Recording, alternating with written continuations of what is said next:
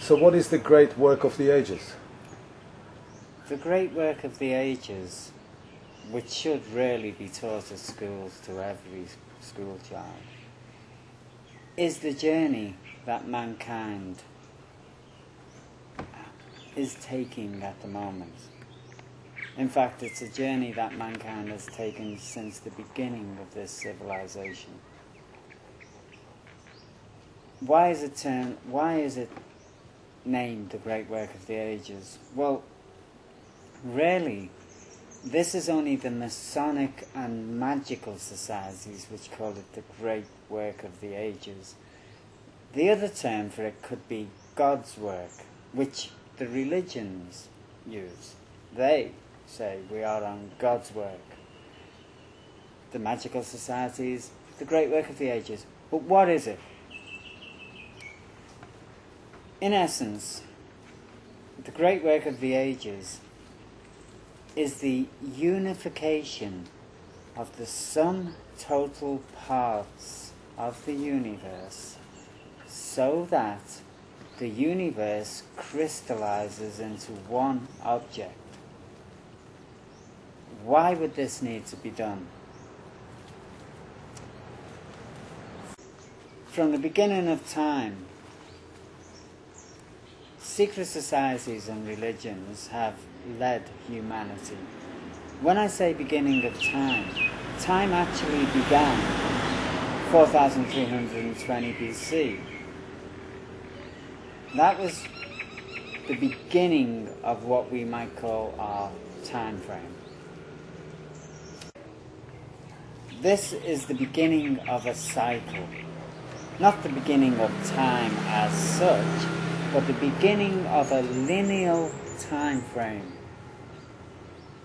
Time in reality is cyclic, or to be more exact,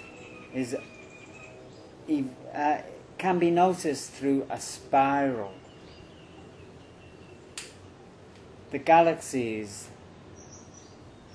the universe itself is in a spiral motion. Time is gauged through changes in that cycle. If I go from here to here, the time that actually lapses from here to here, however small or great, is our demarcation of time.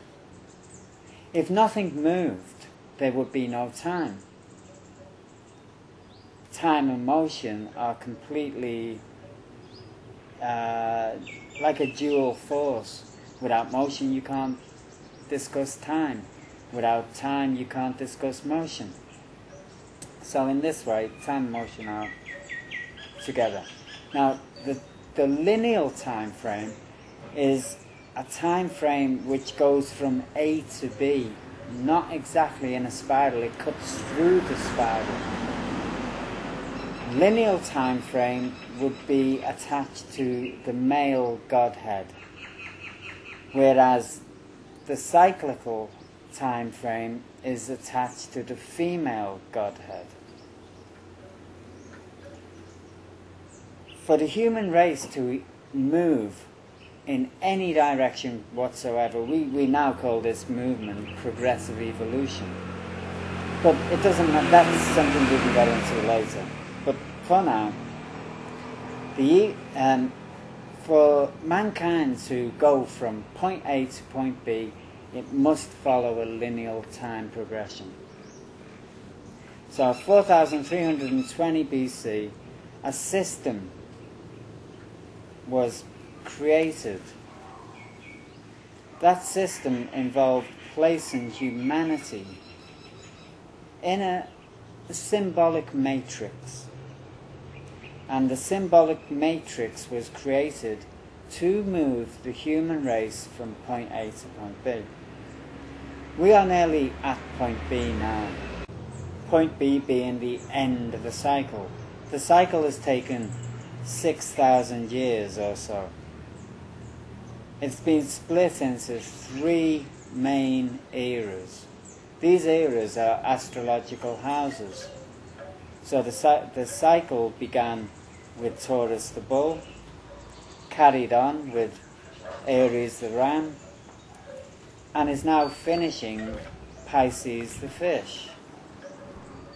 Now, we don't really need to take notice of the anthropomorphic ideas between Taurus, rams, and fishies, but the point is they are astrological positions. Each position is a different, is where the Earth is in a different part of the galaxy, of our galaxy. The galaxy is in a different part of the Milky Way. The Milky Way is in a different part of the other parts of the universe. Now, each time, as the planets move, they exert an influence. This is what we call now astrology. Of course, in today's world, we have the Sun newspaper or the Mirror newspaper or whatever newspaper having their little daily horoscopes for us, but this is irrelevant and not really true astrology. Astrology can be explained in one simple way, or its influences can be explained. If any woman on the planet can tell me that they are not influenced by the moon, I will say astrology does not work. But as the moon does affect the female cycle, therefore their psyche, as we are all 80% at least water, we are all affected by the moon. But the moon and the earth are affected by the other planets in the solar system. The solar system is then affected by the other planets and other solar systems, etc., etc., etc. So astrology, in one sense, is probably the most high form of science or magic, call it what you will.